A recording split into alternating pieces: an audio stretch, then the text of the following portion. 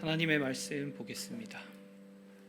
하나님의 말씀은 민수기 13장 25절에서 33절 말씀입니다.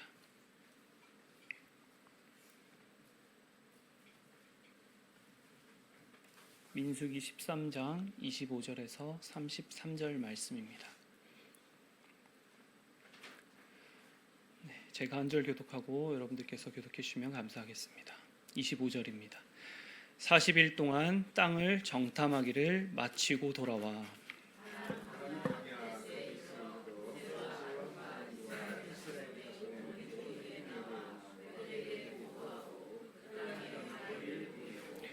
모세에게 말하여 이르되 당신이 우리를 보낸 땅에 간즉 과연 그 땅에 젖과 꿀이 흐르는데 이것은 그 땅의 과일이니이다.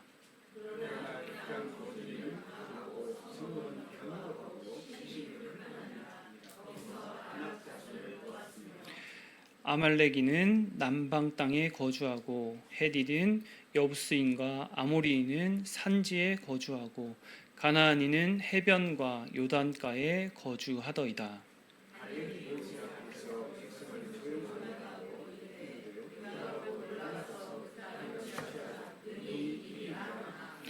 그와 함께 올라갔던 사람들은 이르되 우리는 능히 올라가서 그 백성을 치지 못하리라. 그들은 우리보다 강하니라 하고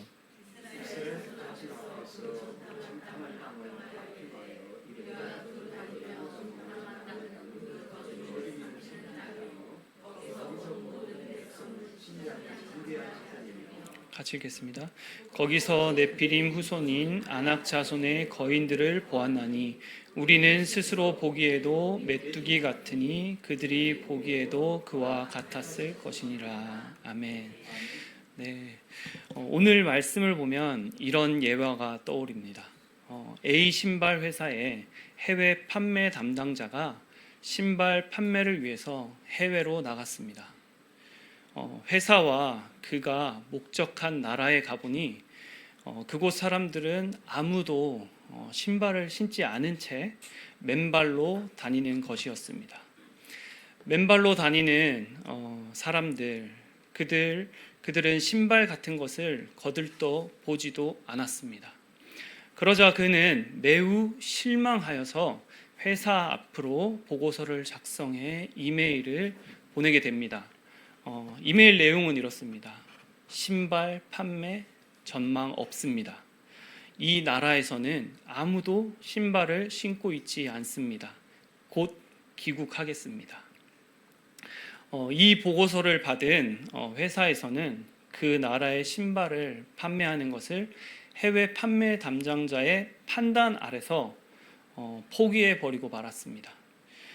신발이라고는 신을 생각도 하지 않는 맨발의 사람들에게 신발을 판다는 것이 너무나도 무모한 일인 것 같았기 때문입니다. 이것은 마치 북극에 있는 에스키모인들에게 냉장고를 팔려는 것과 같은 일이라고 할 수 있겠죠. 그런데 다른 B 브랜드 회사가 있습니다. A 브랜드 회사가 판매를 포기한 그 나라로 자기들의 해외 판매 담당자를 신발을 판매해 보고자 시장조사차 그 나라에 파견을 보냈습니다. 만약 그 나라에 신발을 판매할 수 있다면 엄청난 이익을 보장하는 것은 당연한 일이겠죠.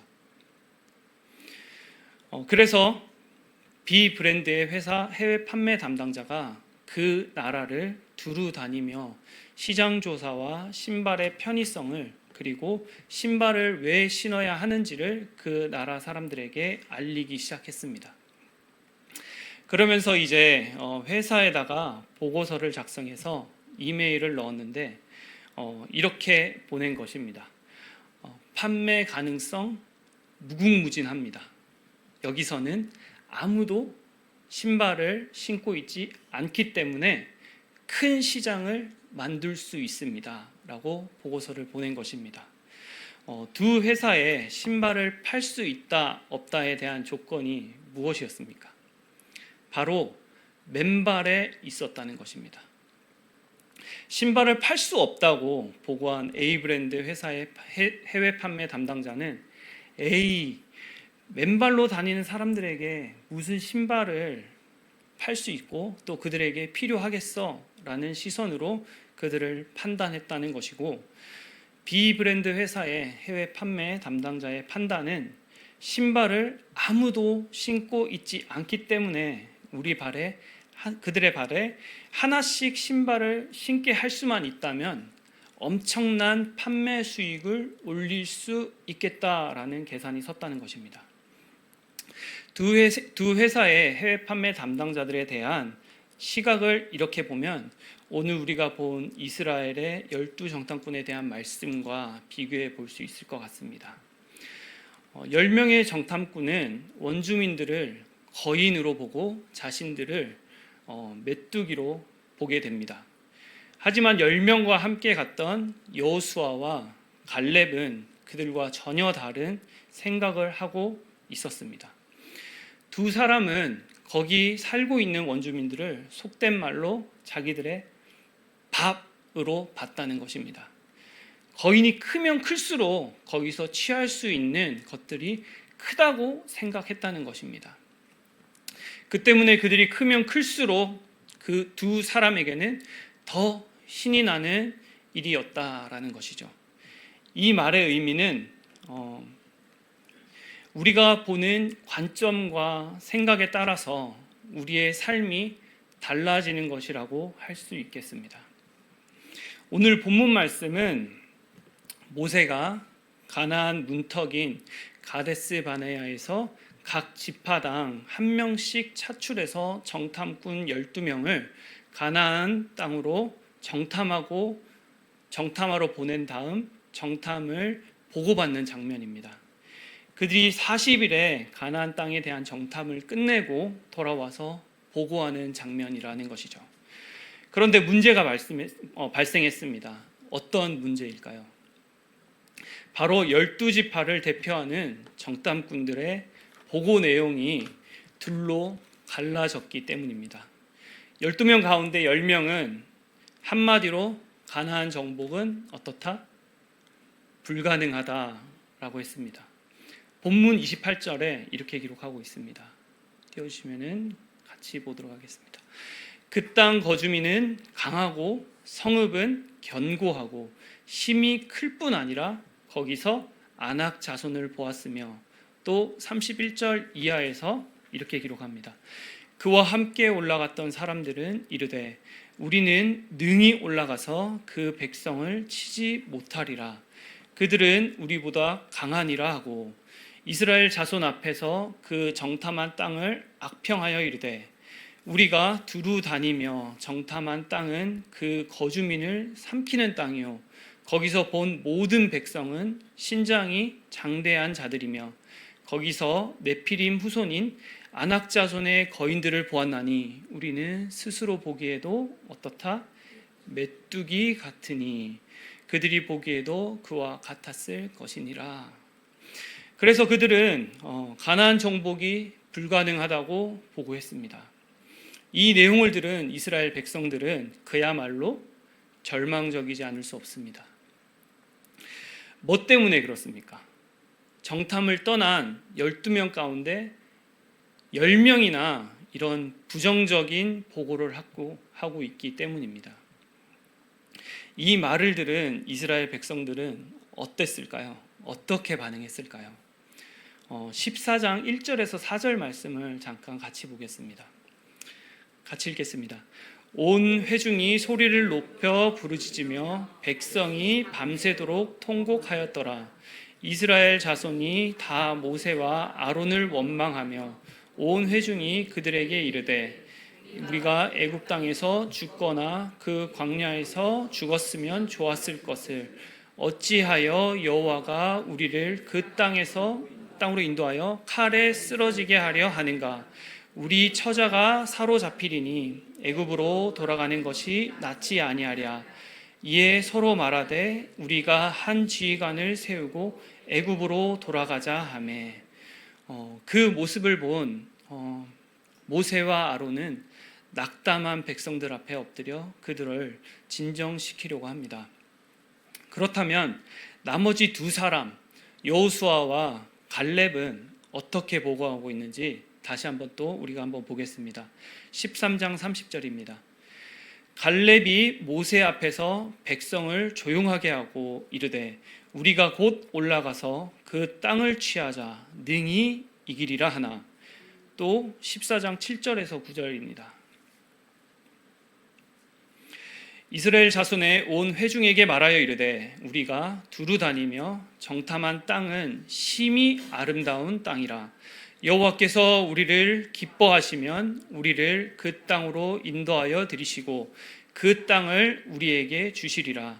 이는 과연 젖과 꿀이 흐르는 땅이니라. 다만 여호와를 거역하지는 말라. 또 그 땅 백성을 두려워하지 말라. 그들은 우리의 먹이라. 그들의 보호자는 그들에게서 떠났고 여호와는 우리와 함께 하시느니라. 그들을 두려워하지 말라 하나. 아멘. 그들은 가나안에 올라가서 그 땅을 취하자 하나님께서 우리와 함께 하신다라고 보고했습니다. 아니, 똑같은 장소를 똑같은 기간 동안 정탐하고 왔는데도 불구하고 어쩌면 보고가 이렇게 다를 수 있습니까? 어디에서 이런 큰 차이와 갭이 생기고 만 것일까요? 우리가 첫 번째로 생각해 볼 수 있는 것은 믿음의 차이라는 것입니다. 당시 정탐꾼들은 각 지파의 지휘관들이었습니다.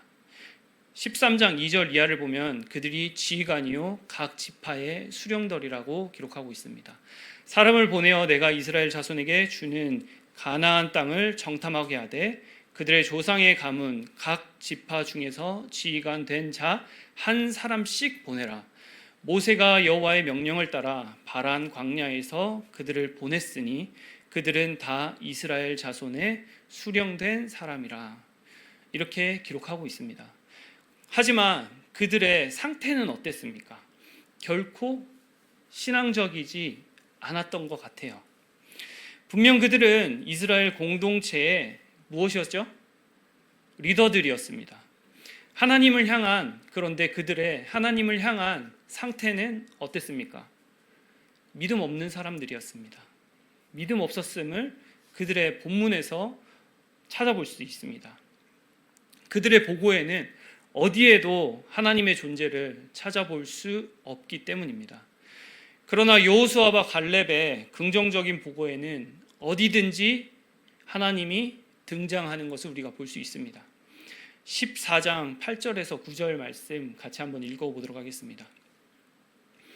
여호와께서 우리를 기뻐하시면 우리를 그 땅으로 인도하여 들이시고 그 땅을 우리에게 주시리라. 이는 과연 젖과 꿀이 흐르는 땅이라. 다만 여호와를 거역하지는 말라. 또 그 땅 백성을 두려워하지 말라. 그들은 우리의 먹이라. 그들의 보호자는 그들에게서 떠났고 여호와는 우리와 함께 하시느니라. 그들을 두려워하지 말라 하나. 아멘. 여호수아와 갈렙의 말에서는 여호와를 향한 신앙만을 어떻게 할 수 있죠? 발견할 수 있습니다. 그들의 긍정적인 보고는 인간적인 허세가 아니라 그들의 하나님에 대한 믿음의 산물이었다라는 것이죠. 그런데 정탐꾼의 보고를 들은 이스라엘 백성들이 여호수아와 갈렙을 어떻게 하려고 합니까? 돌로 치려고 했습니다. 그때 하나님이 모세에게 나타나셔서 이렇게 말씀하십니다. 14장 11절에 이렇게 기록합니다.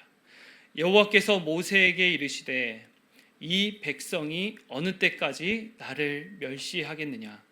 내가 그들 중에 많은 이적을 행하였으나 어느 때까지 나를 믿지 않겠느냐. 백성들의 리더라는 10명의 정탐꾼의 보고는 불신앙적이고 밤새도록 출애굽을 후회하며 다시 애굽으로 돌아가자며 난리를 친 백성들의 행태도 또한 불신앙에서 나왔다는 것입니다. 이것이 14장 11절 말씀에 이스라엘을 향한 하나님의 판단이며 지적이지 않을까요? 그들은 무늬만 하나님의 백성이지 하나님을 믿는 신앙은 없습니다. 하지만 여호수아와 갈렙의 상태는 어떻습니까? 전혀 다릅니다. 두려워하지 말라. 그들은 우리의 먹이, 밥이라고 했습니다. 여호와가 우리와 함께 한다고 했습니다. 믿음의 사람이라면 당연히 이렇게 보고해야 되는 게 아닙니까? 맞습니까? 그럼에도 10명의 정탐꾼은 불신앙의 비관주의, 회의주의, 패배주의에 사로잡혀 적들은 거인이요 우리는 메뚜기라고 했습니다. 백성들은 오히려 그들의 보고를 듣고도 희망적으로 보고한 여호수아와 갈렙을 데려 돌로 치려고 했다라는 것입니다. 사랑하는 성도 여러분, 믿음이 무엇입니까? 하나님이 나와 함께 하신다는 확신이지 않습니까? 우리가 십자가를 보면 십자가는 어떤 모양을 하고 있습니까? 우리 교회에 이렇게 강대 이쪽 뒤쪽 벽면을 보면은 뭐가 생각나시죠? 뭐가 생각나시죠? 십자가가 생각나시죠? 십자가가 어떻게 되어 있나요? 우리의 몸. 네, 그렇게 생각하시면 맞습니다. 하지만 그냥 너무나도 쉽게 생각해 보면은 더하기 표시와 닮지 않았습니까? 이것은 내 인생, 존재, 운명에 하나님을 더하는 게 신앙이라는 것입니다. 나 혼자라면 안 되는 것이란 말씀입니다. 세상에는 나보다 더 약한 적은 있나요, 없나요? 없습니다. 하지만 내가 아무리 약해도 나라는 존재에 하나님이 더해지면 대역전이 일어납니다. 아멘? 네. 세상에서 내가 이기지 못할 적은 아무도 없다라는 것입니다. 우리가 요즘 자주 다니는 곳이 있죠. 편의점 수시로 들어가시지 않으십니까? 안 들어가시나요? 제가 자주 들어가는 것 같습니다. 네, 편의점을 들어가게 되면은 우리가 쉽게 찾아볼 수 있는 게 1 플러스 뭐가 있죠? 네, 1 플러스 1 또는 2 플러스 1 이런 상품들이 많습니다. 거기에 현혹을 자주 되는 것 같아요. 나라는 존재에 하나님을 더하는 것, 이것이 믿음이라는 것입니다. 여호수아와 갈렙이 민수기 14장 9절에서 여호와가 우리와 함께 하시니 그들을 두려워 말라. 우리가 그들을 이긴다는 것은 바로 이 믿음에 대한 근거라는 것입니다. 바울도 이렇게 고백했습니다. 내게 능력 주시는 자 안에서 모든 것을 할 수 있다라고 고백했고, 하나님이 우리와 함께 하시면 누가 능히 우리를 대적하리요 라고 했습니다. 나는 메뚜기 같고 벌레 같고 먼지 같아 보이지만 내 존재에 더해진 하나님은 크시고 놀라우신 분임을 우리가 날마다 기억해야 될 것입니다. 사랑하는 성도 여러분, 우리의 인생에 늘 항상 하나님을 더하십시오. 그래서 매사를 부정이 아니라 긍정적이고 적극적으로 전망하고 기대하는 믿음의 사람이 되시기를 축원합니다. 그래야 젖과 꿀이 흐르는 가나안 땅을 차지할 줄 믿습니다. 그리고 10명의 정탐꾼과 여호와 갈렙의 이 두 가지 보고에는 또 다른 한 가지의 차이점을 발견할 수 있습니다. 그것은 바로 과거 지향적이냐 미래 지향적이냐라고 하는 차이가 있다라는 것입니다. 개인이나 공동체는 언제나 미래를 지향해야 됩니다. 그렇게 살고 계십니까? 네. 특히 회사를 경영하는 입장에서는 더 그렇다라고 할 수 있겠죠. 그래야 변화할 수 있고 발전할 수 있기 때문입니다. 하지만 많은 사람들은 과거에 매여서 살아가는 경우들이 많습니다. 바로 그런데 이것이 문제입니다. 12명의 정탐꾼도 10대 2로 갈렸습니다. 10명은 과거 지향적이고 2명만 미래 지향적이었습니다. 이처럼 지금도 많은 사람이 과거를 되돌아보며 거기에 붙잡혀 살아가고 있습니다. 당시 이스라엘 백성들도 그랬던 것 같습니다. 애굽의 옛 생활을 잊지 못한 것이기 때문입니다. 민수기 14장 3절 하반절에 애굽으로 돌아가는 것이 낫지 아니하랴. 4절 하반절에도 우리가 한 지휘관을 세우고 애굽으로 돌아가자.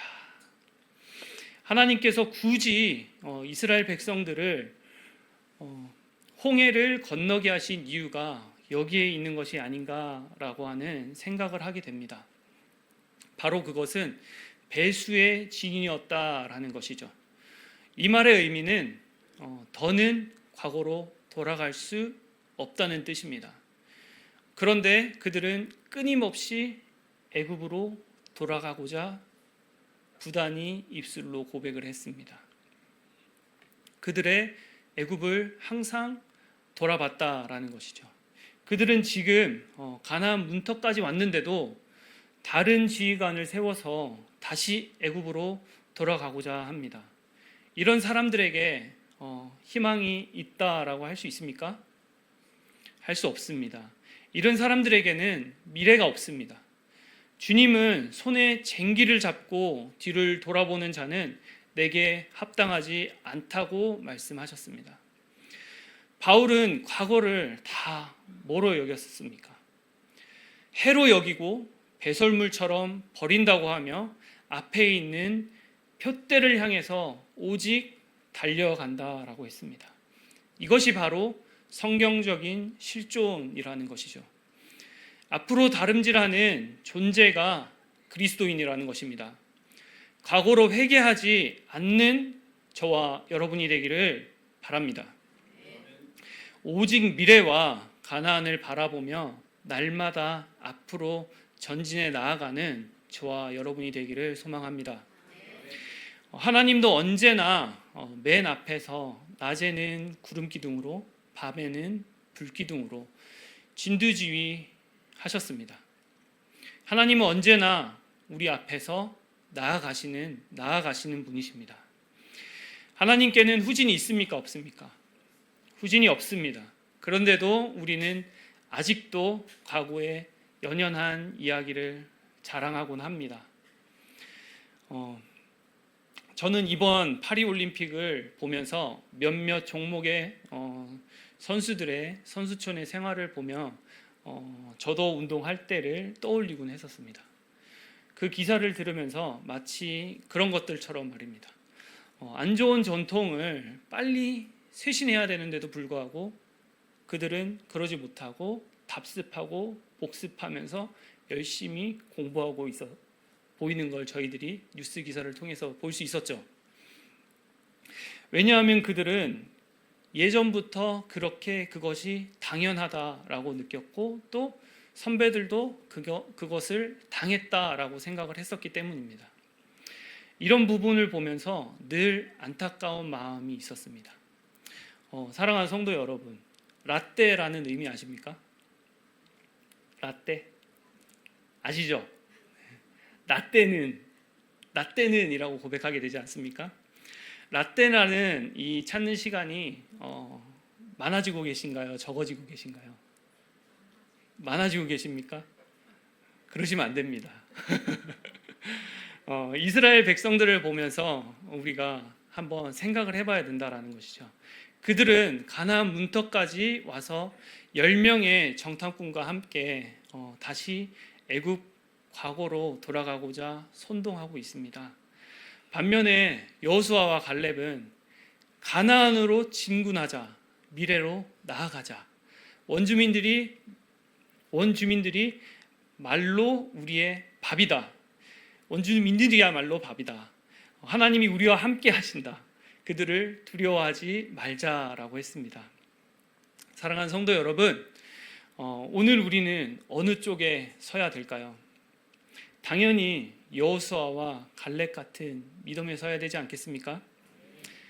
그런 우리 모두가 되기를 다시 한번 원합니다. 우리는 날마다 선택이라는 결정의 갈림길에 서 있습니다.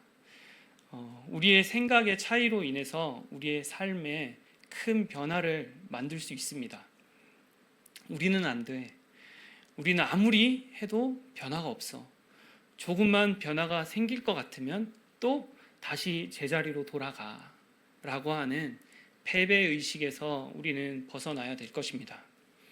오늘 본문에서 여호수아와 갈렙 같은 긍정적이고 믿음 있는 삶을 통해 우리 가정과 우리 교회와 우리 삶을 지금보다도 더 좋은 변화를 이루는 저와 여러분이 되기를 예수님의 이름으로 축원합니다. 민수기 14장 29절 이하 말씀처럼 잠깐 같이 한번 볼까요? 같이 읽겠습니다. 시작. 너희 시체가 이 광야에 엎드리질 것이라. 너희 중에서 20세 이상으로서 계수된 자 곧 나를 원망한 자 전부가 여분네의 아들 갈렙과 눈의 아들 여호수아 외에는 내가 맹세하여 너희에게 살게 하리라. 한 땅에 결단코 들어가지 못하리라. 35절 이하에도 이렇게 기록합니다. 35절. 나 여호와가 말하였거니와 모여 나를 거역하는 이 악한 온 회중에게 내가 반드시 이같이 행하리니 그들이 이 광야에서 소멸되어 거기서 죽으리라.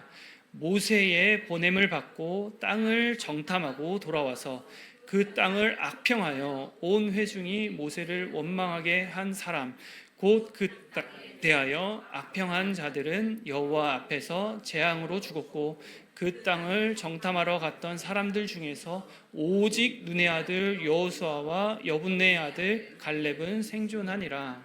아멘. 이렇게 출애굽 1세대 60만이 광야에서 뼈를 묻어야 했던 실수를 우리는 하지 않아야 될 것입니다. 우리는 여호수아와 갈렙의 후예가 되어 매사에 신앙적이고 긍정적이고 희망적으로 바라보기를 축원합니다. 불신앙적이고 부정적인 사고는 우리를 망하게 합니다. 과거지향적, 회귀적인 사람은 결코 약속의 땅, 가나안 땅에 들어가지 못한다는 사실을 꼭 기억하면서 하나님의 약속의 땅, 가나안 땅을 차지하는 주인공이 되기를 소망합니다. 기도하겠습니다.